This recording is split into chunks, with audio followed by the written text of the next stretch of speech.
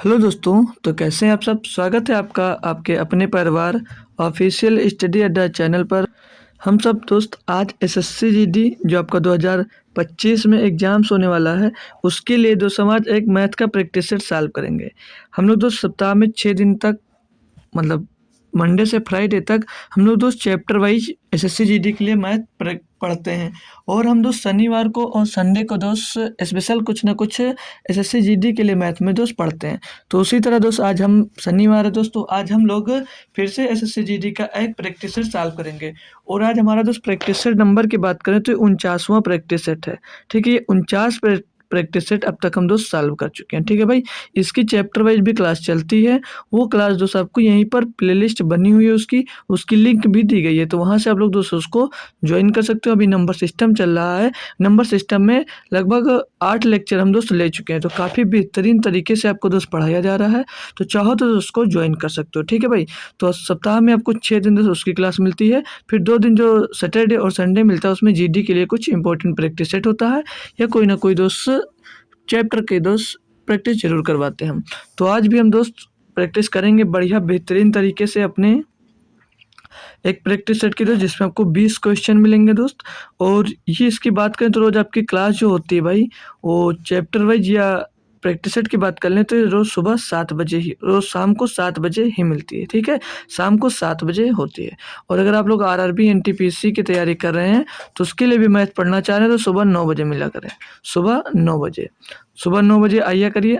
बहुत बेहतरीन तरीके से दोस्त एनटीपीसी के लिए भी क्लासेस चलती हैं, तो सुबह 9 बजे ज़रूर मिला करें। तो चलिए स्टार्ट करते हैं भाई। आज का प्रैक्टिस सेट का पहला और बेहतरीन क्वेश्चन दिया गया है। बोला प्रथम 45 प्राकृतिक संख्याओं के वर्गों का औसत ज्ञात कीजिए। तो काफ़ी आसान क्वेश्चन है, काफ़ी हमने आपको सिखाया भी है कि प्रथम, जैसे यहाँ पर दिया ना प्रथम 45, तो प्रथम n प्राकृतिक संख्याओं के वर्गों का औसत निकालने के लिए आप लोगों को मैंने एक फार्मूला सिखाया है। क्या होता है, n+1 एक ब्रैकेट में, और दूसरे ब्रैकेट में भाई होता है 2n+1 अपान में आ जाता है 6। ये होता है दोस्तों हमारा क्या, ये होता है फार्मूला। और यहाँ पर n की बात करें तो प्रथम n प्राकृतिक कितना दिया, n बराबर 45। n का मान भैया 45 दिया गया। ठीक है भाई, n का मान 45 पुट करोगे तो 45 एक 46 हो जाएगा, और 45 दूना 90 एक 91 हो जाएगा, बटे में 2 6 आ जाएगा। इसको सॉल्व कर लोगे आपको पता चल जाएगा। 3 से काटते हैं, 3 दूनी 6, और 3 से 6 कट जाएगा ना, नहीं कटेगा, 2 से काट लीजिए भाई। ठीक है, आप लोग पहले इसको 2 से काट दीजिए, 2 3 6, 2 से इसको काटोगे भैया 23 बार जाएगा। और क्या कट रहा है 3 से, तो 3 से कट नहीं रहा, तो उस पॉइंट में वैसे ही आंसर आ रहा, कर लो। 23 से करना, 23 का 3 हो जाएगा, हासिल आ जाएगा आपके पास 2। 23 नैया होता है 207, 207 में भैया 2 जुड़ जाएगा, 209 हो जाएगा, 209। और 209 को आपको भाग करना है 3 से, डिवाइड करके चेक कर लेंगे भाई। 3 से काटोगे इसको तो 3 6 18, बचेगा 2 29 हो जाएगा, 3 नाम 27 हो जाएगा भैया, और बचेगा यहाँ पर 2 हो जाएगा 23, तो 3 7 21, तो 697 के आसपास ऑप्शन भैया एक ही दिया गया है, सी नंबर। तो यही आपका आंसर हो जाएगा 697.67। ठीक है, कितना हो जाएगा, योग कितना आ जाएगा, औसत कितना आ जाएगा भैया 697.67 इसका औसत होगा। क्या भाई समझ में आया, बढ़िया क्वेश्चन, आसान था। सिर्फ आपको एक फार्मूला याद करना था। वो क्या फार्मूला भैया, तो फार्मूला आपका n+1, दूसरे ब्रैकेट में ये 2n+1 अपान में 6, यही हमारा फार्मूला है दोस्त। क्या क्लियर हुआ भाई, आगे बढ़ो दूसरे नंबर क्वेश्चन पे। क्वेश्चन सारे के सारे एक नंबर के और बेहतरीन क्वेश्चन भाई देखने को आपको मिलेगा। अब ये क्वेश्चन देख लो भाई, कितना बेहतरीन क्वेश्चन आपके लिए मैं कलेक्ट कर लेकर आया हूँ। ठीक है, दिया गया है A/B बराबर C/D बराबर E/F बराबर 5:7 है। तो इसका अनुपात इसका का अनुपात क्या है भाई, क्या कर पाओगे क्वेश्चन, थोड़ा सा टाइम लो और खुद ही कोशिश करो करने की। अच्छा सा क्वेश्चन दिया गया है, टफ होगा नहीं, थोड़ा सा माइंड यूज करना और हो जाएगा आराम से। कैसे करोगे भाई, जैसे A/B बराबर C/D और बराबर E/F, यही तो है भाई E/F। इसके बराबर में भैया दिया है क्या 5/7, क्या दिया 5/7। कोई कन्फ्यूजन तो नहीं, समझ में इतनी बात, मतलब कि भैया A/B बराबर 5/7, C/D बराबर 5/7, E/F बराबर 5/7। क्लियर भाई? बोलोगे जी सर। ज्ञात क्या करना है आपको? ज्ञात करना है भाई, ज्ञात करना है आपको 3a plus 5c plus 11e अपान में भाई, अपान में आओगे 3b और प्लस का 5d और प्लस का 11f, ये ज्ञात करना है। इसके बराबर में दोस्तों इसका रेशियो अनुपात ज्ञात करना क्या होगा? तो भाई यहाँ से आप लोगों को मिल रहा होगा a बराबर 5, b बराबर 5 और e बराबर भी 5, यानी कि a c e दोनों का मान कितना है 5, यानी यहाँ पर भी 5 होगा, यहाँ पर 5, यहाँ पर 5। ठीक है सर जी। और नीचे आओगे b बराबर 7, d बराबर 7 और e बराबर 7, मतलब f बराबर 7, यानी यहाँ पर जो रखा जाएगा वो 7 पुट किया जाएगा। बोलो, ऊपर तीनों जगह 5 पुट होगा और नीचे तीनों जगह भैया 7 पुट होगा। बोलोगे जी सर। तो अगर हम 5/7 कॉमन ले लेते हैं, अगर हम 5/7 कॉमन ले लेते हैं भाई, तो बचेगा क्या? 5 ऊपर 5 ले लो कॉमन, नीचे 7 ले लिया कॉमन, तो ऊपर 5 कॉमन ले लेंगे तो बचेगा 3, 5, 8 और 11, 19। ठीक है सर जी, 19 बचा। नीचे 3 और 5, 8 11, 19, तो नीचे भी 19/19। तो ये 19 से 19 कट जाएगा, क्या बचा? 5/7 बचा 5/7, यानी कि रेशियो क्या आ गया? 5/7, 5:7। क्या कुछ अच्छा लगा भाई? क्या आसानी से आप क्वेश्चन कर पाए थे? कोई दिक्कत तो नहीं हुई इस क्वेश्चन को करने में भाई? क्या था ना बढ़िया और बेहतरीन क्वेश्चन है? चलो अच्छी बात है, समझ गए हो। आगे बढ़ेंगे भाई। एक क्वेश्चन दिया गया है, बोला समरीन एक कीबोर्ड को 1260 रुपये में 25% के लाभ पर और दूसरे कीबोर्ड को 1440 रुपये में 10% की हानि पर बेचती है, उसका कुल लाभ या हानि प्रतिशत ज्ञात करें। भाई कैसे करोगे इसे आप? कैसे करोगे? तो हमें भैया हानि या लाभ प्रतिशत निकालने के लिए पहले जो वस्तु वो बेच रही है उसका हमें कॉस्ट प्राइस पता होना चाहिए, उसका हमें कॉस्ट प्राइस पता होना चाहिए। तो बोलोगे जी सर, तो कॉस्ट प्राइस कैसे पता करोगे? देखिए भाई, वो जब 1260 यानी कि 1260 रुपये में बेची तो उसे 25% का लाभ हुआ, यानी कि कितने में बेची हुई है? 125% में बेचा होगा, 125% में बेचा होगा। बोलोगे जी सर, तो कितना हो गया? 1260। कितने में बेच रहा भैया? 125% में बेचा, तो यानी 1260 रुपये का बेच रहा है। बोलोगे जी सर। तो यहाँ से 100% की वैल्यू निकालोगे भाई, यानी कि सीपी की वैल्यू निकालोगे, सीपी की वैल्यू निकालोगे, यानी 100% की वैल्यू जब निकालोगे भैया तो क्या मिलेगा? मिलेगा आपको 1260, 1260 और बट्टे में भैया 125 आ जाएगा और गुणे में मेरा भाई 100 हो जाएगा, गुणे में भाई 100 हो जाएगा। काटा पीटी करेंगे अगर तो 25 चौके 100 कट जाएगा, 25 पंचे 125 कट जाएगा, 5 से इसको काट देंगे भाई तो 5 दूनी 10, बचेगा 2 हो जाएगा 25, 25 बचेगा 1 हो जाएगा 10, 5 दूनी 10, तो 252 गुणे 4, 252 गुणे 4 हो जाएगा कितना? सीपी कितनी आ गई भैया इसकी कॉस्ट प्राइस? 250 दूना 400, 250 चौके 1000, 2 चौके 8, 1008 रुपया, 1008 रुपया भैया इसकी क्या आ गई? कॉस्ट प्राइस आ गई पहले सामान की।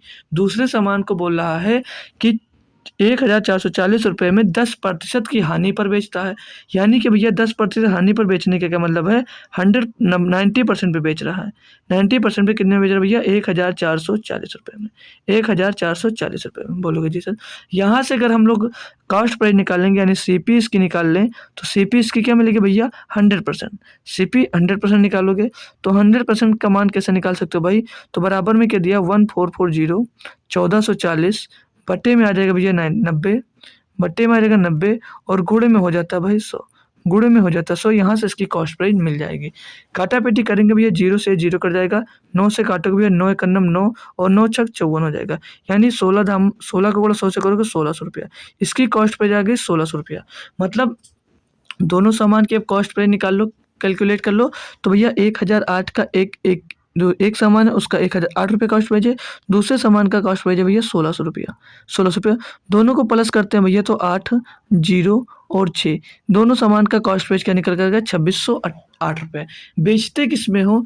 बेचने की बात करें हम तो बेचते हो भैया एक को बेच रहे हो 1260 रुपये में, एक को बेच रहे हो भाई 1260 रुपये में और दूसरे सामान को बेच रहे हो 1440 रुपये में, दूसरे सामान को आपने बेच दिया 1440 रुपये में। टोटल करेंगे भैया तो 0, 6 6 10 का 0 सिला 1, 4 2 6 और 2 1 1 2, नहीं, 4 2 6 नहीं होगा भाई, एक साथ हो जाएगा, एक हँसी लाया था ना, 4 2 6 एक साथ हो जाएगा और आगे 2, यानी कि मेरे भाई आप लोग 2608 रुपए का सामान 2700 रुपए में बेच रहे हो, यानी कि आपको क्या हो रहा है, प्रॉफिट हो रहा है।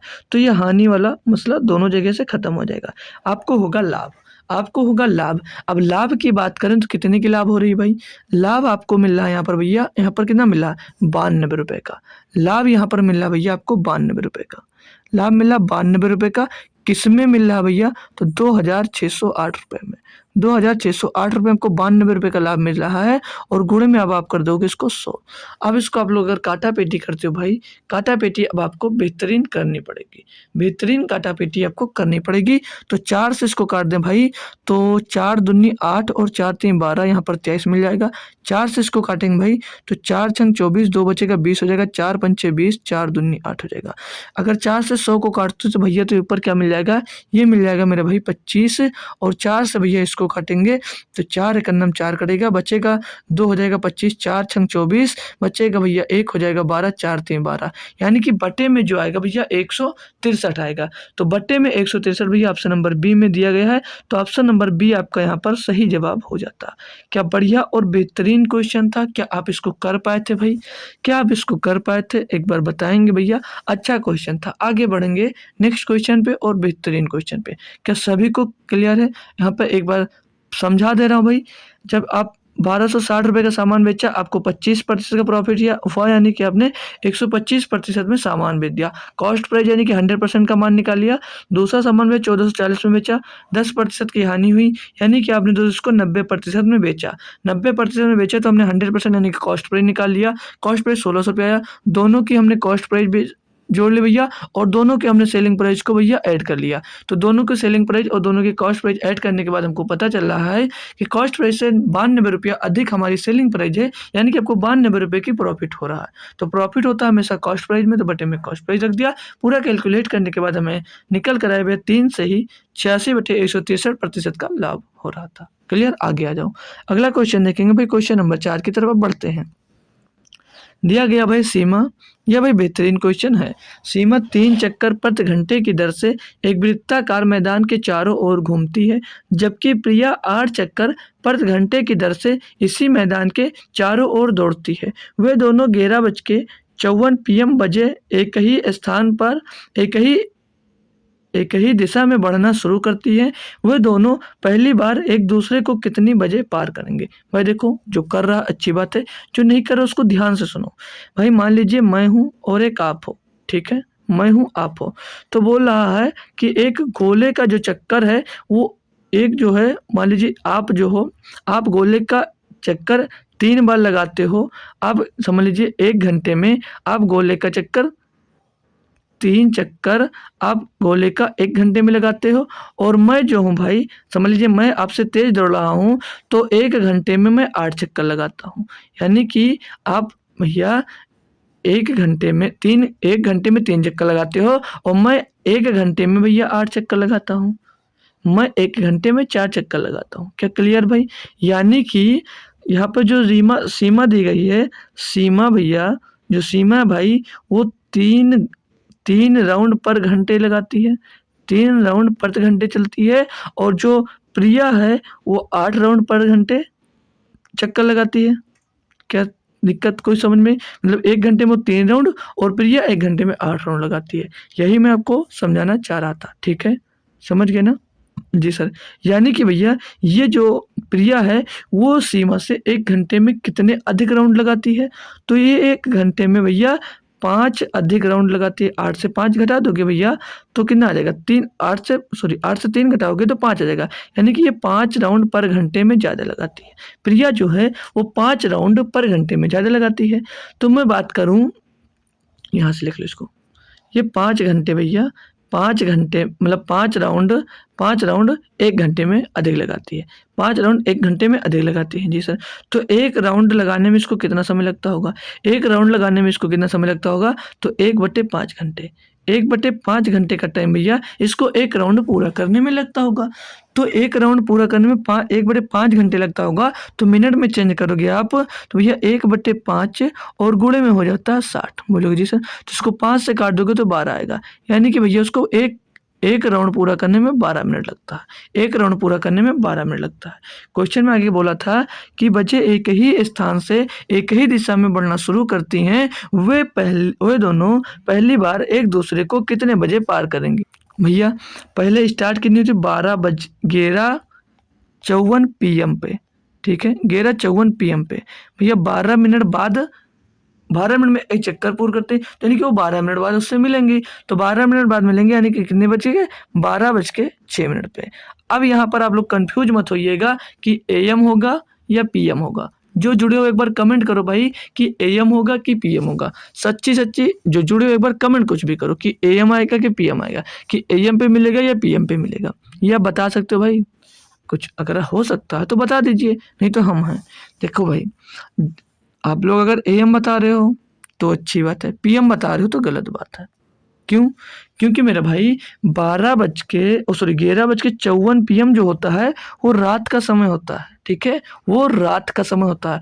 तो जब 12 मिनट और इसमें प्लस होगा तो 12:06 AM पे मिलते हैं, यानी कि वो 12:54 रात पे दौड़ना शुरू करते हैं। तो मतलब और रात में 12 मिनट बाद यानी 12:06 AM पे दोस्त मिलते हैं। ये बात आप लोग याद रखना, क्योंकि क्वेश्चन करने के बाद भी आप लोग गलत कर सकते हो। एग्जामिनर बहुत चालाक है भैया, इसीलिए थोड़ा सा मिस्टेक दिया है और लगभग बच्चे इसी को आंसर देते हैं। लगभग बच्चे जो सॉल्व करने के बाद इसी को आंसर देते हैं, लेकिन ये नहीं होगा भाई। ऑप्शन नंबर आपका बी सही होगा, AM होगा, ठीक है भाई। तो जल्दबाजी में गलती मत करिएगा। और कह सकता हूँ आपके लिए दोस्त ये आगामी GD की परीक्षा के लिए दोस्त ये इंपॉर्टेंट क्वेश्चन हो सकता है। आगामी GD के लिए भैया ये इंपॉर्टेंट क्वेश्चन हो सकता है। चलो अगला देखेंगे भाई। 5 नंबर जो दिया गया क्वेश्चन बोल रहा है P और Q का कुल वेतन 9,60,000 रुपये है। चलो अच्छी बात है। आगे बोल रहा भाई कि P और Q अपने अपने वेतन के क्रमशः 64% और 44% बचत करते हैं, ठीक है भाई। मतलब एक 54% बचाता है P, और एक जो है भाई वो 44% की बचत करते हैं। यदि P और Q के व्यय का अनुपात 1:5 है।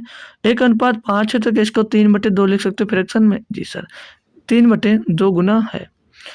तो P के वेतन और Q के वेतन का अनुपात ज्ञात करें। भाई देखो, हमको यहाँ पर आय नहीं दिया है, आय नहीं दिया, यहाँ पर व्यय दिया है, यहाँ पर व्यय दिया है ना। मतलब PQ अपने वेतन के क्रमशः 64% और 44% बचत करता है। अच्छा, मतलब बचत करने को दिया, ठीक है, ये हमको बचत दिया कि इतना बचत करते हैं, ठीक है। तो पूछ रहा है कि P का व्यय Q के व्यय से 1.5 गुना है। यहाँ पर व्यय दिया गया है और उधर बचत दी गई है। अगर भाई ये जो पहला P है ये अगर 64% बचाता है, अगर 64% बचाता है तो खर्चा कितना करता होगा? कितना करता होगा बोलोगे सर जी? 36%। क्या 36% बचत करता होगा? बिल्कुल भाई, बिल्कुल भाई। हम यहाँ से किससे निकालें? ये खर्च से लगा, ये खर्च से सॉल्व कर रहे हैं, ठीक है, खर्च से। तो ये 36% बचत करता होगा, बिल्कुल। और बोल रहा है जो क्यों है भैया वो 44% की बचत करता है, 44% की बचत करता है, यानी कि वो कितना खर्चा करता होगा? वो भैया खर्चा कर रहा होगा 56%। यही तो बात है, 56% बोलोगे जी सर। 56% बचत करते हैं यदि P का व्यय Q के व्यय से 1.5 गुना है। मतलब जो P का व्यय है वो Q के व्यय से 3/2 गुना है, इसका वो 3/2 गुना है। बस इतना सा सॉल्व करना था। अब इसको आप लोगों को सॉल्व कर लीजिए। ये इक्वेशन बन गई। यहाँ से इनके व्यय का अनुपात मिल जाएगा आपको। तो परसेंटेज से भाई परसेंटेज कट जाएगा, और काटोगे भाई तो 3 से ये 12 बार चला जाएगा, 3 से 12 बार जाएगा। और काटोगे भैया, और कर लें तो 2 से जाओगे, एक कटेगा भैया 28 बार, 2 से कटेगा भाई ये 28 बार। और हम ये आ गया कितना? P गुणे 12 और बराबर में Q गुणे 28, और इसको आप 4 से काट सकते हैं। तो 4 7 28, 4 3 12। तो पूछ रहा P और Q का अनुपात क्या होगा? कितना ना, P और Q का पूछा गया। तो P/Q निकाल लो भैया, P/Q निकालोगे तो 7/4 आएगा, 7/3 आएगा, यानी कि P और Q का अनुपात क्या मिल जाएगा? 7/3। यहाँ पर काफ़ी बच्चे कन्फ्यूज इसलिए हो जाते हैं कि 3:7 इनका आंसर लगने लगता है, 3:7 आंसर लगने लगता है। वहाँ पर कैसे गलत करोगे मेरे भाई? देखो भाई, यहाँ पर P है, यहाँ पर Q है। अब ये जो 7 है ये 7 P के नीचे आ जाएगा, और जो यहाँ पर क्यों है और ये 3 भैया क्यों के नीचे आ जाता है, इसीलिए भैया ये 7/3 होता है। यहाँ पर कुछ बच्चे कन्फ्यूज होते हैं, मैं देखा हूँ, मुझे पता है भाई कि कन्फ्यूज होते हैं, तो ये कन्फ्यूजन मत रखा करो, ठीक है। यानी कि जब ये गुणे में है तो इसके बटे में आ जाएगा, 3 इसके गुणे में है तो क्यों के बटे में आ जाएगा, ठीक है भाई, क्लियर कॉन्सेप्ट। चलो अगला देखेंगे भाई, 6 नंबर क्वेश्चन बोला किसी ऋण को 2 समान वार्षिक किस्तों में लौटाना है, यदि ब्याज की दर प्रति वर्ष 10% है, जो वार्षिक रूप से चक्रवृद्धि होती है, तो प्रत्येक किस्त 5,808 रुपये है, तो इस योजना में लिया गया कुल ब्याज कितना है। देखिए भाई, ये आपको किस्त वाला क्वेश्चन मिल गया, और मैं किस्त वाला क्वेश्चन इतनी बेहतरीन तरीके से आपको बता दिया हूँ कि कभी आप फंस ही नहीं सकते, कभी आप फंस ही नहीं सकते। देखो भाई, दर कितनी है, 10%। दर कितनी भैया, 10% की, तो फ्रैक्शन वैल्यू उसकी क्या होगी, 1/10, 1/10 होगी, बिल्कुल। 2 साल की बात कर रहा है, पहले साल में 10 रुपये लेगा तो ब्याज कितना देगा, 11 रुपये। दूसरे साल में 2 साल की बात करेगा तो स्क्वायर, 3 साल की बात करेगा क्यों, तो ये 2 साल की बात करेगा तो स्क्वायर कर दो, 100 हो जाएगा। दूसरे साल कितना ब्याज मिलेगा, 121। भैया समान किस्त में वापस करता है, किस्त समान करना पड़ेगा, तो किस्त समान करना है, यानी कि किस्त यहाँ पर समान हो गया तो इधर गुणा हो गया, इधर भी गुणा होगा, यानी टोटल अब बात करेंगे भैया, तो 11 दाम में 110 और 100 जुड़ेगा 210 हो जाएगा, यानी 210 रुपये आपने उधार लिया, और 11 ग्राम 121 और 121 कितना हो जाएगा, 242, 242 हो जाएगा। भैया ब्याज की बात करूँ कितना मिल रहा है, 32 रुपये का, 32 का ब्याज मिल रहा है। दिया क्या है क्वेश्चन में, बोला एक प्रत्येक किस्त 5,808 रुपये, यानी एक किस्त का मान दिया गया है, एक किस्त 121 रुपये, इसका मान दिया गया भैया। तो एक का मान यहाँ से अगर हम लोग ज्ञात कर लें कि एक का मान क्या होगा, तो एक का मान निकालेंगे तो 11 ग्रही हम 121, 11 पचे 55, 3 बचा 30, 11 दूना 22, 11 अट्ठे 88, एक का मान निकालोगे तो 11 चौक 44 बचेगा, 8 हो जाएगा 88, 11 अट्ठे 48, 11 अट्ठे 88, एक का मान 48 मिल गया भैया, और 32 का मान आपको निकालना है, तो 32 गुणे हो जाएगा 48, 32 गुणे भाई 48 कर दो, आपका आंसर आ जाएगा। तो 8 दूनी 16, यूनिट डिजिट भैया 6 मिल रहा है, सीधे आप लोग ऑप्शन ए पर जाइएगा, ऑप्शन ए आपका सही जवाब हो जाएगा, क्योंकि किसी में भी यूनिट डिजिट 6 नहीं आ रहा। तो ये किस्त वाला क्वेश्चन सबसे आसान होता है भाई। किस्त वाले क्वेश्चन में फंसते हो तो मेरे चैनल के अंदर जाइए, वीडियो में ढूंढ लीजिए, आपको मिल जाएगा किस्त वाला क्वेश्चन, उस पर कर लो भाई। सीआई इंस्टॉलमेंट चक्रवृद्धि ब्याज पर ही करवाया है, और एसआई वाला तो एक और दूसरे चैनल पे करवाया है, अगर कहो उसमें सीआई और एसआई कंबाइन करवाया है। अगर कहोगे कि हमें चक्रवृद्धि ब्याज और साधारण ब्याज पे दोनों किस्त वाला क्वेश्चन करना है, तो बताना, मैं उसकी लिंक आपको पर्सनल भेज दूंगा भाई, ठीक है। टेलीग्राम ज्वाइन कर लीजिए, मेरे टेलीग्राम की लिंक डिस्क्रिप्शन में मिल जाएगी, वहाँ से मैं आपसे पर्सनली कनेक्ट हो सकता हूँ भाई, ठीक है। 7 नंबर क्वेश्चन दिया है, बोला रवि किसी काम को 40 दिनों में कर सकता है, जो रवि है भैया वो किसी काम को 40 दिनों में कर सकता है, और आगे बोल रहा है कि सुधा उसी काम को 60 दिनों में कर सकती है, जो सुधा भैया वो उसी काम को 60 दिनों में कर सकती है, अच्छी बात है। यदि काम की शुरुआत सुधा से होती है, ठीक है भाई, और उसके बाद वे बारी बारी से एक एक दिन काम करते हैं, तो काम कितने दिनों में होगा भाई। अल्टरनेट वाला काफ़ी क्वेश्चन मैं आपको करवा दिया हूँ, अब भी दिक्कत हो रही है तो भाई गलत बात है। अब यहाँ पर 60 और 40 का एलसीएम की बात करो तो 120 होगा, 120 ये 40 से डिवाइड है, 120 आपका 40 से डिवाइड होगा, और 60 से भी डिवाइड होगा भाई, बिल्कुल सही बात है।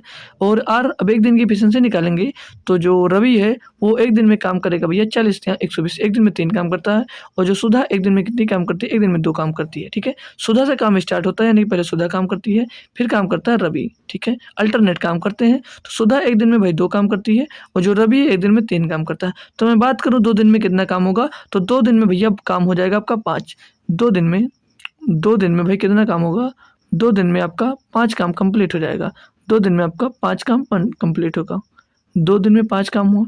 काम कितना है आपके पास भैया, काम है आपके पास 120, मतलब 120 है, तो 120 काम करने के लिए यहाँ पर क्या 24 का गुणा कर सकते हैं, तो 24 पंचे 120 काम हो जाएगा, 24 पंचे 120 काम आपका हो जाएगा भाई, 24 पंचे 120 काम, बोलोगे जी सर, तो 24 का गुणा उधर हुआ तो दिन में भी गुणा हो जाएगा 24 का, तो 24 दूना 48, कितने दिन का टाइम लगेगा भैया, 48 दिन का काम, 48 दिन का टाइम लगेगा पूरा कंप्लीट कामों को पूरा करने में। ऑप्शन नंबर 1 आपका सही जवाब हो जाता है।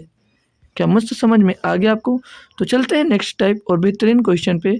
बढ़िया सा एक दिया गया चोर पुलिस वाला, जो हर एक पुलिस वाला समझ लीजिए जीडी के लिए बहुत ही फेवरेट क्वेश्चन हो जाता है, एसएससी के लिए ये फेवरेट क्वेश्चन है। हमेशा एक ना एक एसएससी जीडी के प्रैक्टिस सेट में आप लोग प्रीवियस ईयर उठा के देख लीजिए, चोर पुलिस वाला क्वेश्चन आपको देखने को जरूर मिलता है भाई। दिया गया है, एक चोर को एक पुलिसकर्मी 250 मीटर की दूरी से देख लेता है। जबकि पुलिसकर्मी उसका पीछा करना शुरू करता है तो चोर भी भागने लगता है। ऑब्वियस सी बात है भाई, अगर चोर का कोई पुलिस पीछा करेगा तो भागेगा ही। मान लीजिए कि चोर की गति 10 किलोमीटर प्रति घंटा है और पुलिस की गति 12 किलोमीटर प्रति घंटा है, तो पकड़े जाने से पहले चोर कितनी दूरी तक भागेगा? भाई देखिए, हमने मान लिया, पहले यहाँ पर ये निकालो कि कितनी टाइम पे दोस्तों वो पकड़ा जाएगा। जो चोर होगा भाई वो कितनी देर में दोस्तों पकड़ा जाएगा, कितने टाइम में पकड़ा जाएगा, ये आपको पहले निकालना पड़ेगा। फिर आप लोगों को चेक कर पाओगे कि कितनी दूरी वो तय कर चुका है। ठीक है भाई? जी सर।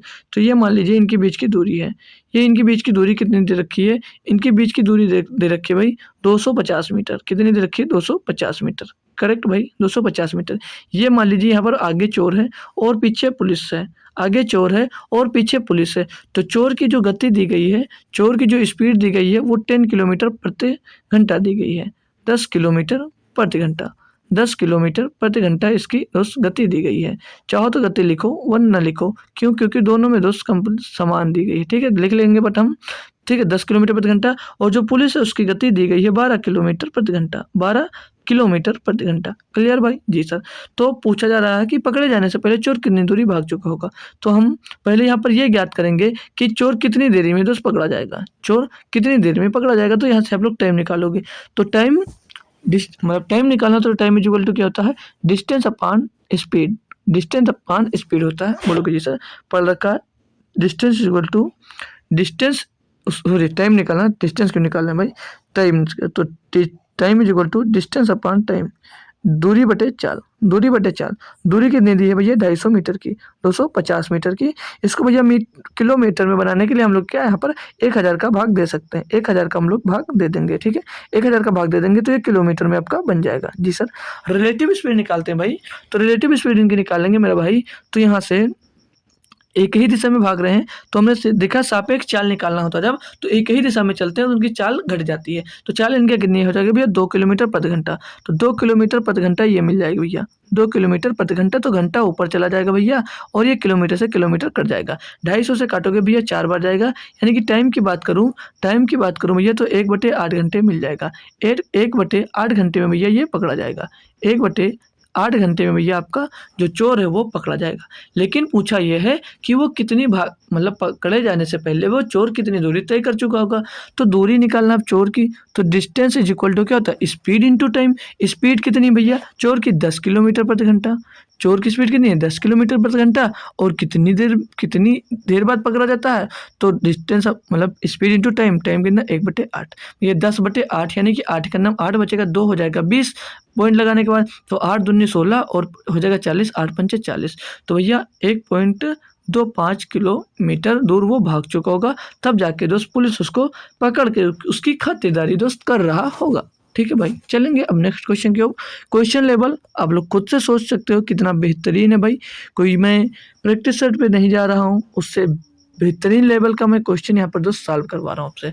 अब दिया गया क्वेश्चन बोला एक व्यक्ति स्थिर जल में 6 किलोमीटर की दूरी 1 घंटे में तय कर सकता है। ठीक है, एक व्यक्ति है जो स्थिर जल में 6 किलोमीटर की दूरी 1 घंटे में तय कर सकता है। यानी स्थिर जल, यानी कि जल जब रुका हुआ है भाई तो वो 6 किलोमीटर 1 घंटे में जा सकता है। तो यानी कि बोट की ये अगर स्थिर जल में, यानी कि बोट की चाल क्या दी गई भैया? 6 किलोमीटर कितनी देर में बोट की चाल तो निकालोगे भैया? दूरी बटे समय। तो 6 किलोमीटर 1 घंटे में पार करता है। यानी कितने स्पीड इसकी कितनी आ जाएगी भैया बोट की? 6 किलोमीटर प्रति घंटा। बोट की स्पीड कितनी आ गई भैया? 6 किलोमीटर प्रति घंटा। उतनी ही दूरी को वह धारा के अनुकूल 45 मिनट में तय कर सकता है। यानी कि धारा की दिशा में कितनी दूरी भैया? 45 मिनट में तय कर सकता है। यानी B+W, बोट प्लस किसकी? बोट प्लस धारा की गति, बोट प्लस वाटर की गति कितनी देर भैया? उतनी ही दूरी, यानी कि 6 किलोमीटर की दूरी कितनी देर में? 45 मिनट में तय करता है। और भैया मिनट में दिया तो घंटे में बनाने के लिए क्या करोगे भैया? घंटे में बनाने के लिए क्या 60 से गुणा नहीं होगा? बिल्कुल होगा सर जी। तो 15 × 45, 15 चौको 60, 3 दूनी 6। इसकी चाल क्या मिल गई भैया? इसकी चाल मिल गई 2 चौके 8 किलोमीटर प्रति घंटा। इसकी चाल यहाँ से मिल जाती है 8 किलोमीटर प्रति घंटा। आगे क्वेश्चन में बोला जा रहा है भैया, तो यहाँ पर देखिए बोट की चाल पता है तो वाटर की चाल निकाल लोगे। तो B बराबर 6 है और दोनों के बराबर 8 था, तो W वाटर की चाल कितना मिल जाएगी? 2 किलोमीटर प्रति घंटे। वाटर की चाल 2 किलोमीटर प्रति घंटे नहीं मिल जाएगी, मतलब धारा की चाल क्या रही होगी, 2 किलोमीटर प्रति घंटे। आगे आओ, आगे क्या पूछा जा रहा है भैया, धारा के अनुकूल 16 किलोमीटर की दूरी तय करने करने और प्रारंभिक बिंदु पर वापस लौटने के लिए उसके द्वारा लिया गया कुल समय ज्ञात कीजिए। मतलब 16 किलोमीटर की दूरी तय करने के लिए धारा के अनुकूल मतलब धारा की दिशा में जाओगे यानी कि B+W। ये सब भाई पढ़ा रखा, बार बार बताने की जरूरत नहीं है। और भैया बोला मतलब उतनी ही दूरी यानी कि 16 किलोमीटर की दूरी प्रारंभिक बिंदु पे जहाँ से गए वहीं पर वापस आने के लिए, यानी कि B-W बराबर क्या होगा, ये आपसे पूछा जा रहा है। कितना समय लगेगा, काटा पेटी करो, निकाल लो, कोई दिक्कत नहीं है। तो 16 और बटे भैया W का मान, B का मान 6 और W का मान 2, तो 6 2 8 हो जाएगा भैया, प्लस 16 बटे में भैया B कितना 6, W कितना 2, घट के कितना रहेगा 4, काटोगे 8 दूनी 16 हो जाता है भैया, और 4 चौक 16 हो जाता है। तो 2 + 4 बराबर कितना समय लग रहा है भैया, 6 घंटे का। टोटल टाइम कितना लगेगा भैया, जाने और आने में भैया 6 घंटे का टाइम लगेगा। टोटली 6 घंटे का टाइम दोस्त लगेगा। कुछ भी नहीं था क्वेश्चन में, बस थोड़ा जो कहता जा रहा था वो करते जाइएगा, बढ़िया से आपका क्वेश्चन सॉल्व हो जाता है। अगला देखेंगे भाई, टाइम भले लग रहा है लेकिन भाई कॉन्सेप्ट आपका क्लियर हो रहा है। क्वेश्चन जितने भी दिए गए भाई नेक्स्ट लेवल के बेहतरीन क्वेश्चन दोस्त दिए गए यहाँ पर। अब ये भी देख लीजिए, भाई बोल रहा है कि यदि 9 अंकों की संख्या दी गई है, संख्या है 5 x 7 9 8 5 6 y 6 36 से विभाज्य है, तो y के सबसे बड़े संभावित मान के लिए अंडर रूट ब्रैकेट में 2x + y का ऋणात्मक मान क्या होगा। क्या है, दिया गया है कि x y एक प्राकृतिक संख्या है, ठीक है, प्राकृतिक संख्या है। अब मान लीजिए भाई, अगर 36 का हमने कोई डिविजिबिलिटी रूल पढ़ा आज तक, कभी नहीं पढ़ा होगा। तो क्या 36 का डिविजिबिलिटी रूल ये बोलता है कि 9 × 4 से अगर संख्या डिविजिबल होगी, अगर संख्या 9 × 4 से डिविजिबल होगी तो संख्या मुझसे भी डिविजिबल होगी। जी सर। और बात करूंगा मैं 4 की डिविजिबिलिटी रूल का, तो 4 की डिविजिबिलिटी रूल क्या कहती है कि लास्ट के अगर 2 डिजिट हमसे विभाज्य हैं तो पूरी की पूरी संख्या हमसे विभाज्य होगी। तो लास्ट के 2 डिजिट कौन कौन से देखोगे भैया, लास्ट के 2 डिजिट देखोगे भाई आप y 6, और भैया y के यहाँ पर y का मान क्या रखोगे, क्वेश्चन में बोला गया y के सबसे बड़े संभावित मान, y का सबसे बड़ा संभावित मान, तो y का सबसे बड़ा मान क्या हो सकता है भाई 9 8 7 6। ऐसे अगर 9 रखोगे नहीं करेगा, 8 रखो 7 रखो 6 रखो। अगर छोटा बोला होता तो 1 से रखना स्टार्ट करते हैं, ठीक है भाई। तो हम 9 रखेंगे तो कितना हो जाएगा 96, 9 रखेंगे भाई तो 96 हो जाएगा। क्या 96 भाई आपका 4 से डिविजिबल है, 4 से डिविजिबल है, 4 दूनी 8 और 4 9 4 दूनी 8 बचेगा 16 का, 4 चौक 16, यानी कि भैया 4 से डिविजिबल है। यानी कि भाई अगर मैं बात करूँ तो ये 4 से आपकी डिविजिबल हो जाएगी संख्या। ये तो लिखा रहने दो यार, 9 × 4 यानी कि भैया 4 से डिविजिबल होगी, तो y का मान क्या मिल जाएगा भैया, यहाँ से y का मान 9 मिल जाएगा, करेक्ट। अगली संख्या हमको क्या मिल जाएगी, दूसरी संख्या अब मिल जाएगी हमको 5x 7 9 8 5 6 9 6, ये संख्या मिल गई, बोलो जी सर। अब हमको दोस्त यहाँ से 9 का डिविजिबिलिटी रूल से दोस्त इसका x का मान निकालेंगे। तो 9 का डिविजिबिलिटी रूल क्या कहता है, अंकों का योग 9 से डिवाइड होना चाहिए। तो भैया ये 9 दिया, ये 9 दिया, काट दीजिए इसको, और क्या कर सकता है, कुछ कर सकता, जोड़ लीजिए बाकी को, 5 7 7 5 12 12 और 8 20 20 और 5 25 25 6 31 31 और 6 37 37 + x आएगा। भैया x का ऐसा कौन सा 9 चौक 36 होता है, और 36 के बाद क्या आता है भैया 45 आता है। 36 के बाद क्या आएगा 45, यानी यहाँ से अगर x का मान निकालोगे भैया तो x का मान यहाँ से जो मिलेगा क्या मिलेगा 8 मिल जाएगा। x का मान 8 मिल गया, तो y का मान 9 और x का मान 8 मिल गया, बड़ा से बड़ा, ठीक है भाई। हमें ज्ञात क्या करना था, हमको ज्ञात करना भाई अंडर रूट के अंदर जो दिया गया है, रूट के अंदर दिया गया भाई 2x + y दिया गया है। तो वैल्यूज पुट करेंगे हम, तो 2 गुणे में भैया क्या x का मान क्या था 8 और प्लस में भैया 9 दिया, तो 8 दूनी 16 9 25 हो जाएगा, रूट का क्या हो जाएगा 25। अब ये जब भैया रूट से बाहर आता है तो क्या था ± का 5 रूट का बाहर आएगा। और यहाँ पर पूछा गया था कि ऋणात्मक मान क्या होगा मेरे भाई, तो ऋणात्मक मान इसका 5 होगा, 5 इसका सही जवाब होगा। क्वेश्चन इजी था, बट बच्चे अब इसमें बाकी का ये इतना क्वेश्चन दिया और ऋणात्मक लेकर आ गया तो काफ़ी बच्चे कन्फ्यूज हो जाते हैं कि ये ऋणात्मक क्या होगा। यहाँ पर दोस्त क्वेश्चन करते करते भी गलत कर चले आते हैं और कर नहीं पाते, छोड़ देते हैं काफ़ी बच्चे, ठीक है, तो छोड़ना नहीं है आपको। अगला क्वेश्चन देखेंगे भाई, ये दिया गया है 7 वर्ष पहले ए और बी की आयु का अनुपात 4:5 था। 8 वर्ष बाद ए और बी की आयु का अनुपात 9:10 होगा।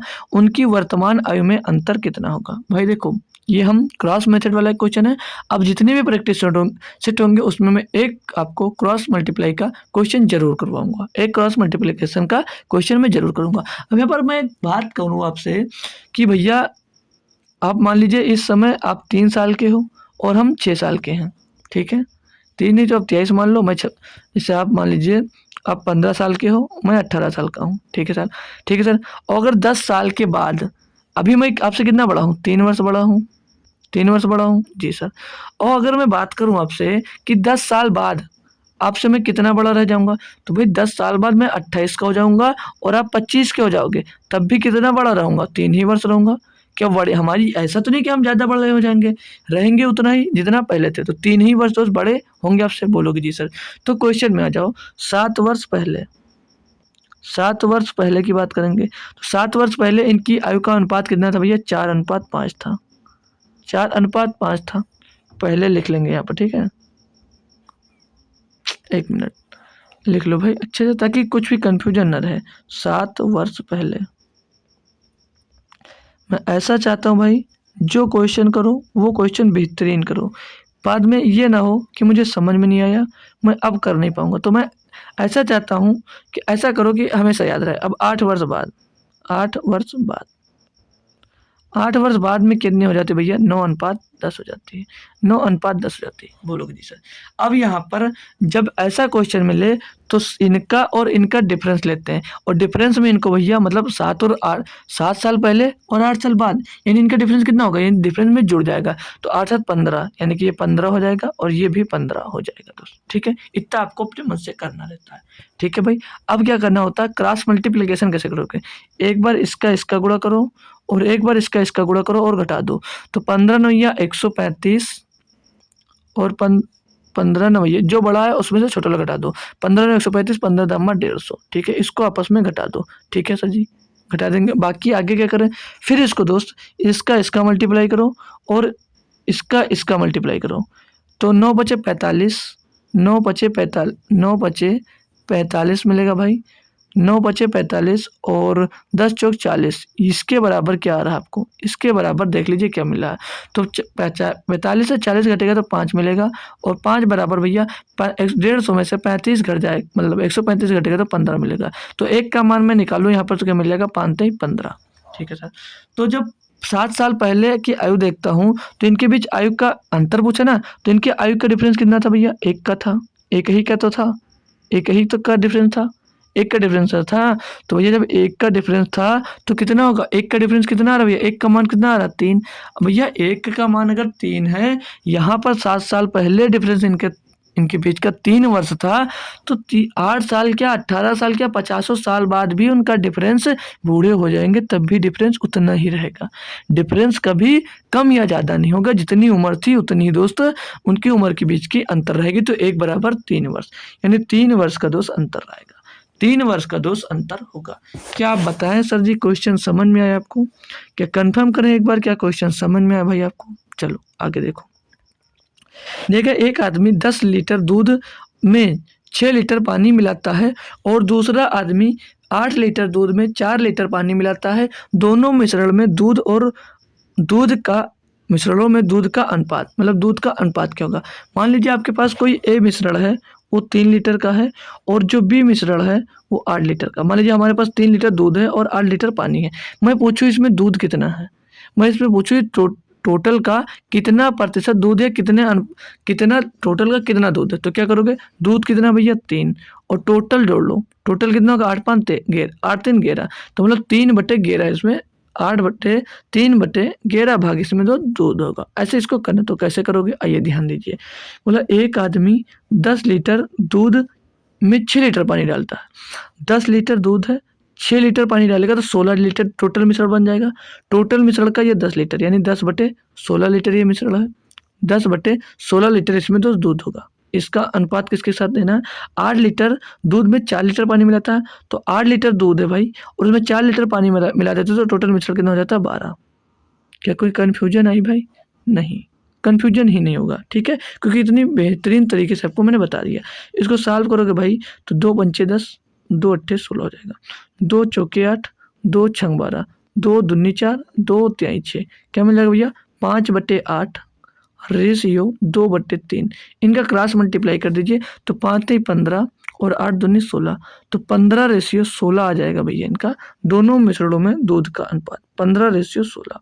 कैसा लगा क्वेश्चन भाई, अच्छे से समझ पाए आप? क्या बेहतरीन तरीके से आपको समझ में आ गया दोस्त? तो अगला क्वेश्चन हम लोग अब देखते हैं। अगला क्वेश्चन दिया भाई आपको, दिया है क्या, पढ़ेंगे भाई।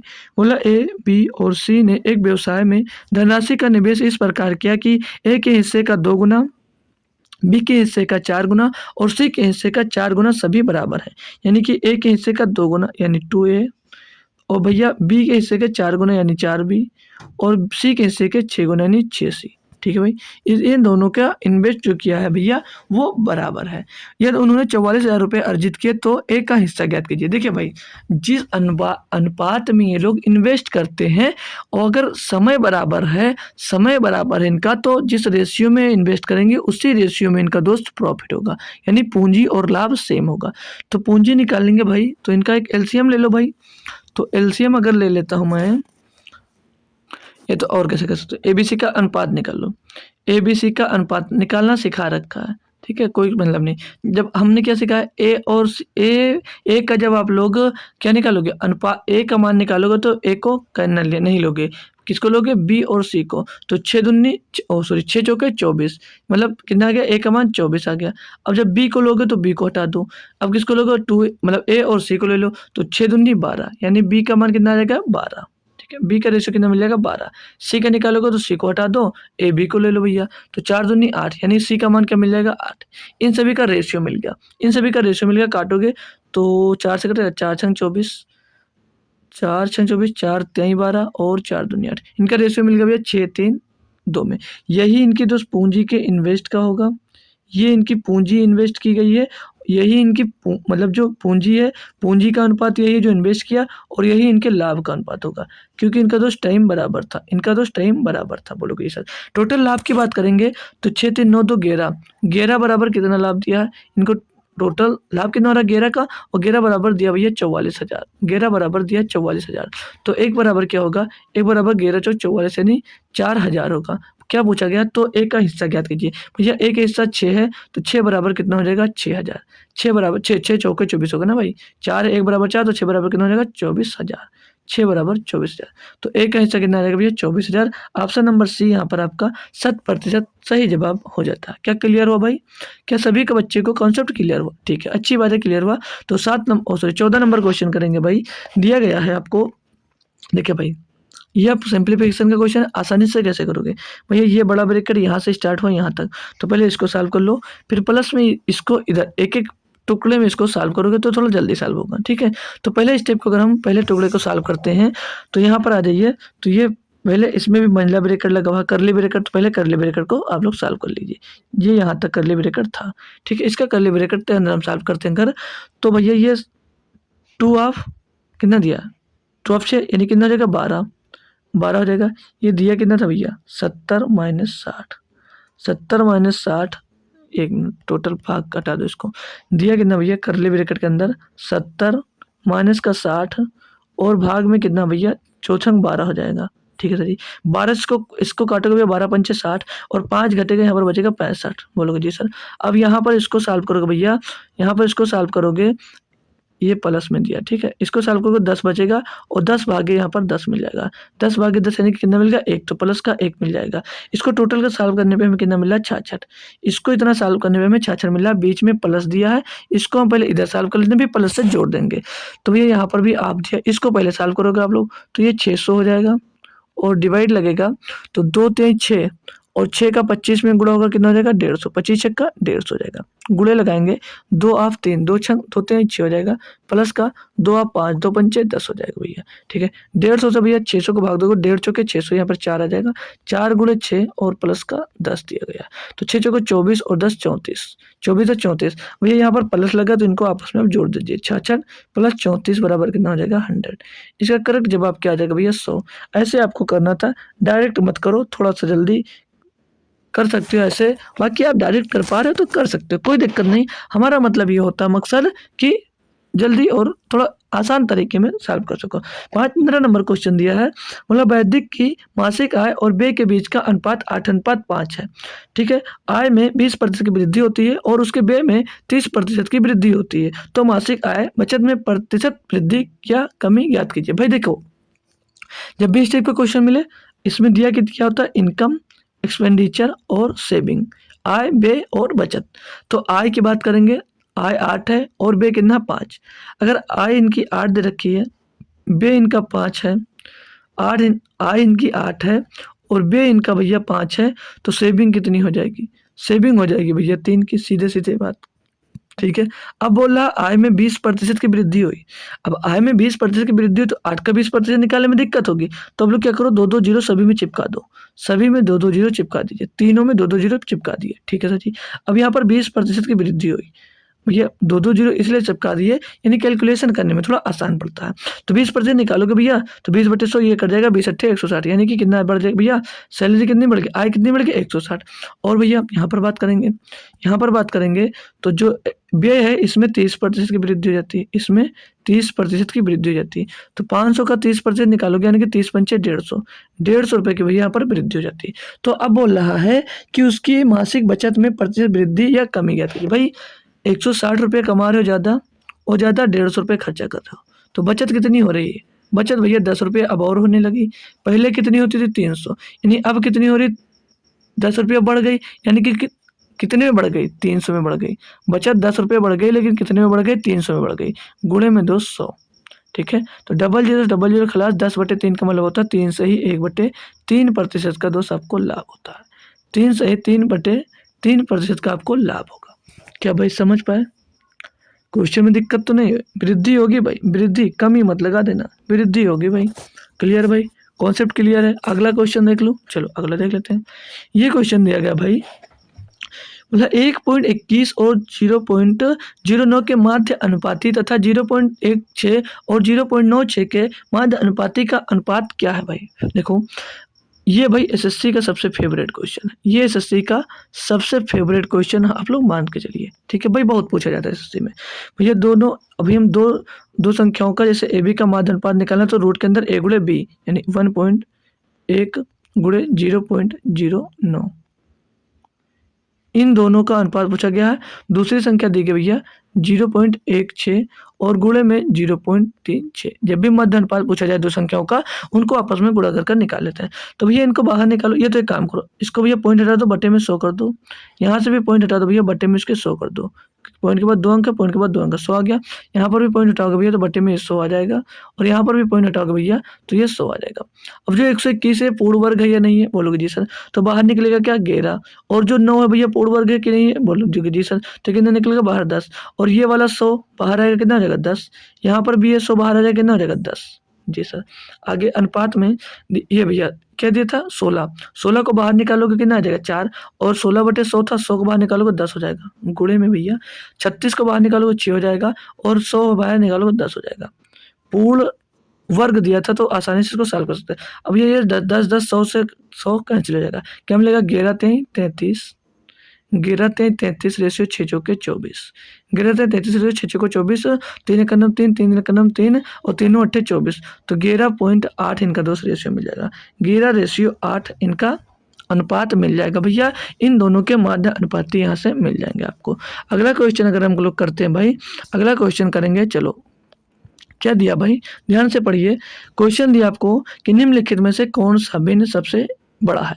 भाई देखो, आप लोग इसका एलसीएम लेकर कर सकते हो, इसका एलसीएम लेके कर सकते हो, इसको दो डिवाइड कर सकते हो, और इसको दो को क्रॉस मल्टीप्लिकेशन करके कर सकते हो, ऊपर 100 का गुणा करके कर सकते हो। भाई बहुत सारे मेथड हैं, तो हम 2 मेथड बताऊंगा, जो अभी तक नहीं सीखे हो तो सीख लीजिए। हम दो स्टेप लेकर सॉल्व करेंगे। तो इन 2 स्टेप को अगर हम उठाते हैं, इन 2 स्टेप को उठाते हैं भैया, तो 3/7 गुणे क्रॉस मल्टीप्लाई करना होता है, इसका क्रॉस मल्टीप्लाई, ठीक है, क्रॉस मल्टीप्लाई करना होगा इसका, 3/7 गुणे 7/53, ठीक है भाई। तो इसका आप लोग क्रॉस मल्टीप्लाई करते हो, इधर इसको इधर इसको इधर, तो 53 दिया कितना होता है 159, और 7 7 49 होता है। अगर बात करें भाई तो कौन सा बड़ा होगा, ये वाली भिन्न बड़ी होगी, यानी कि ये भैया समझ लीजिए मैच खेल रहे हो, तो ये सेमीफाइनल पे पहुंचा नहीं, ये दोस्त ये पहले ही आउट हो गया, तो ये अब अगला मैच नहीं खेल पाएगा। तो अगला मैच अब किसका किसका होगा, तो अगला मैच इसका इसका होगा, इन दोनों का अगला मैच होगा, ठीक है, इन दोनों का अगला मैच होगा, बोलोगे जी सर। तो 3/7 अगला मैच करवाते हैं इनका, 3/7 और 41/80 से इनका मैच अब हम दोस्त करवाते हैं, ठीक है सर जी करवा दीजिए। तो इनका मैच करवाएंगे तो 80 × 240, तो ये कितना हो जाएगा 240, और 7 से 41 को भाग करोगे भैया तो 7 का नाम 7, 7 चौक 28, यानी कि कितना मिलेगा 287। अब भैया कौन सी बिन ज़्यादा होगी, ये वाली बिन ज़्यादा हो गई, यानी कि ये भैया यहाँ से क्या होगा, ऑल आउट हो गया, तो ये वाली बिन अब आगे नहीं जाएगी, यानी कि ये आगे अब खेल नहीं पाएगी, यहाँ पर ये ऑल आउट होगी। अब किसकी किसकी सेमीफाइनल में कौन पहुंच गए, सेमीफाइनल में ये दो पहुंच गए, तो सेमीफाइनल में ये दो पहुंच गए, तो 41/80 और भैया 41/80 और 29/79 इनका क्रॉस मल्टीप्लाई करा दीजिए, जो इसमें ज़्यादा रन बनाएगा वही दोस्त बड़ी भिन्न हो जाएगी। तो अब गुणा करोगे भैया, 80 का गुणा कर दो 29 में और 79 का गुणा करो 41 में, भैया तो जाहिर से दिख रहा होगा भैया यही वाला ऑप्शन सबसे बड़ा होगा, यही वाला ऑप्शन सबसे बड़ा होगा, क्योंकि भैया समझ लीजिए 80 का गुणा 41 में कर 80 घटा दीजिए और 80 का गुणा 29 में करोगे तो दिख रहा है सीधे सीधे कि कम है, तो कौन सा भिन्न सबसे बड़ा है, तो भैया 41/80 सबसे बड़ी भिन्न क्या हो जाएगी 41/80। क्लियर भाई। आप इसको और कैसे कर सकते थे, आप इसको 100 मानकर कर सकते, मतलब 100 का गुणा कर सकते थे, जैसे यहाँ पर 3 में 100 का गुणा होगा कितना हो जाएगा 300, 300/7, इसमें भैया 700/53 और यहाँ पर 4100/80 हो जाएगा, ठीक है भैया, और करोगे तो 2900/2900/2900 भैया 79 हो जाएगा। अब कर कैसे देख सकते हो भाई, देखो 7 से 300 को भाग करोगे तो कितना आएगा, 7 चौक 28, 4 के टर्म में आ रहा है, और 53 से भैया इसको भाग करोगे तो 53 एकन्नम 53 के टर्म में आ रहा भाई, और 80 से इसको भाग करोगे तो 8 पंचे 40 के टर्म में आएगा, और 29 से इसको 79 से भाग करोगे तो 9 त्रिक 8 त्रिक 24 और 8 चौक 32, तो 3 बार लगभग ये 3 बार जा रहा है। अब देख लो भाई ज़्यादा बार कौन जा रहा है, 5, सबसे बड़ा कौन होगा 5, तो 41/80 वैसे भी दोस्त सही हो सकता है, ठीक है भाई, करेक्ट जवाब हो जाएगा। अगला क्वेश्चन देखेंगे भाई, क्वेश्चन नंबर 18 दिया है, एक समलंब का क्षेत्रफल 180 वर्ग सेंटीमीटर है और दो समांतर भुजाएं 28 सेंटीमीटर और 12 सेंटीमीटर हैं, इन समांतर भुजाओं के बीच की दूरी क्या है। ये भाई क्वेश्चन बढ़िया सा दिया, ये क्वेश्चन आपको बढ़िया दिया गया। एक समलंब बनाएंगे हम लोग, बस एक और क्वेश्चन बचा है, 2 क्वेश्चन बचे हैं, बस खत्म है क्लास, थोड़ा जल्दी में मत है, भागो मत भाई, ठीक है। तो ये दो हमको समलंब दिए गए हैं, ठीक है, ये हमको दो समलंब दिए गए हैं, ये हमारा समलंब होता है, ठीक है, ठीक है भाई जी सर। तो ये हमारी भुजा मान ली हमने ये ए है और ये भुजा हमने मान ली बी है, ठीक है, और जो यहाँ पर ये होती है ये इसकी हाइट हो जाएगी, जो ये होगा भाई ये इसकी हाइट हो जाएगी। अरे भाई बन जाओ यार एक बार में अच्छे से, क्या दिक्कत है। तो ये इसकी हाइट हो जाएगी, ठीक है, ये इसकी हाइट हो जाएगी, ठीक है भाई, ठीक है ना। तो इसका एरिया क्या होता है, इसके एरिया का फार्मूला क्या होता है, कि सभी बच्चे को मालूम है इसके एरिया का फार्मूला क्या होता है। तो इसके एरिया का फार्मूला होता है भाई 1/2 और समांतर भुजाओं का योग, यानी इनका योग दोस्त a प्लस बी और मल्टीप्लाइड बाई हाइट यानी h, ठीक है, मान रख दो भाई, मान रख दो 1/2 गुणे में दोस्त a प्लस बी, भुजाएं कितनी दी, एक 28 की दी, एक 12 की दी, दोनों जुड़कर कितनी हो जाएंगे 28 12 40, और हाइट ज्ञात करना है, हाइट हमको पता नहीं है, और इनका क्षेत्रफल कितना दिया था 180, यानी इसके बराबर में 180, एरिया कितना दिया था इसका 180, साल को 2 से काटोगे भैया 20 बार जाएगा, 20 से इसको काटोगे भैया 9 बार जाएगा, तो ये बराबर कितना आ जाएगा 9 सेंटीमीटर। इतना आसान क्वेश्चन दोस्त था भाई।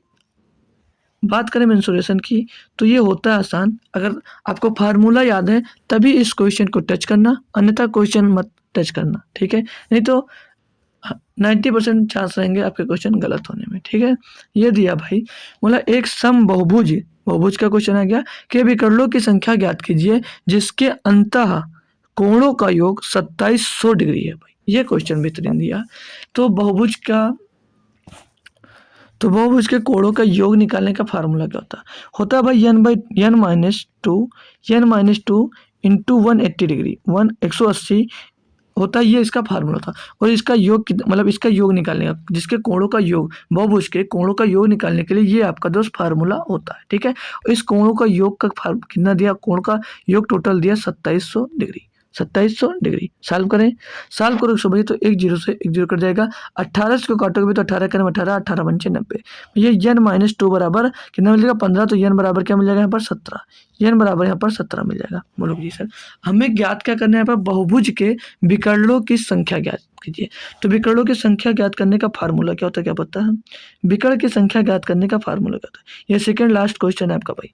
तो विकर्ण ज्ञात करने का फार्मूला होता है n ब्रैकेट में n माइनस 3 अपान में दोस्त 2। ये होता है विकर्णों की संख्या ज्ञात करने का फार्मूला। जी सर आता था तो अच्छी बात है, नहीं आता तो एक डायरी में अपने कोने पर नोट कर लीजिए। ये बहुभुज के विकर्णों की संख्या ज्ञात करने का फार्मूला था। तो n का मान कितना निकाला हमने 17, और 17 माइनस 3 कितना हो जाएगा 14 बटे में 2 हो जाता है 2।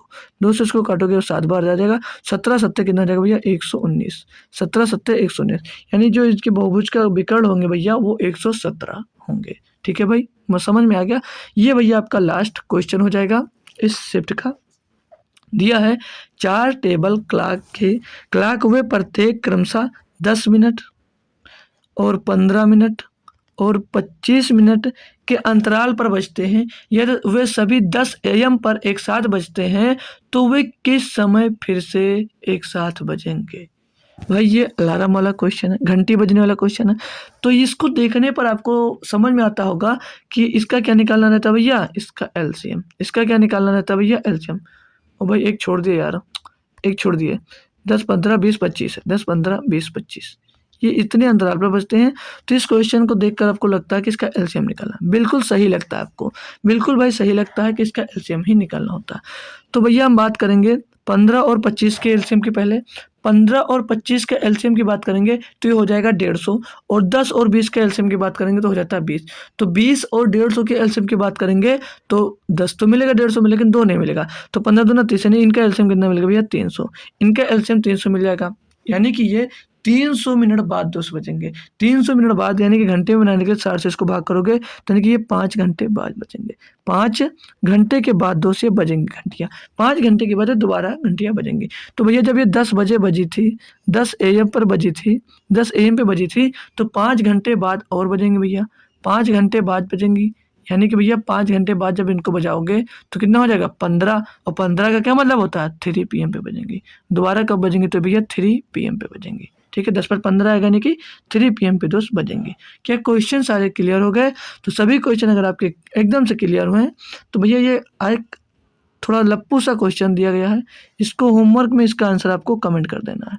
इसको होमवर्क में भैया आंसर इसका कमेंट आंसर, इसका आंसर आप लोग कमेंट कर दीजिए। क्या आंसर होगा भैया?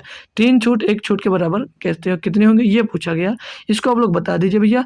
तो अगर इस क्वेश्चन जो हमने कराया अभी आप लोग एक बार खुद से प्रैक्टिस करना चाह रहे हैं तो टेलीग्राम ज्वाइन करिए, और वहाँ पर मुझसे बोल लीजिए कि सर मुझे क्वेश्चन की प्रैक्टिस करना है, तो ये क्वेश्चन मैं आपको दे दूंगा। वहाँ से एक बार फिर से इस क्वेश्चन का दोस्त आप लोग प्रैक्टिस कर सकते हो। तो क्लास कैसी लगी भैया ये आप लोग कमेंट बॉक्स में बताइएगा। तो मिलेंगे आपको फिर कल सुबह और कल शाम को, या हमारी जो डिस्काउंट वाले जो क्वेश्चन बच गए थे तो उस क्वेश्चन को हम दोस्त कल शाम को सॉल्व कर लेंगे भाई बेहतरीन तरीके से। तो सुबह या तो हमारी क्लास होगी भाई, या तो सर क्रांति सर की क्लास जरूर होगी। तो मिलते हैं सुबह मिलेंगे या शाम को मिलेंगे। तब तक के लिए दोस्त थैंक यू सो मच। आते रहिए हमारे साथ और कुछ ना कुछ दोस्त नया सीखते रहिए। जय हिंद, धन्यवाद।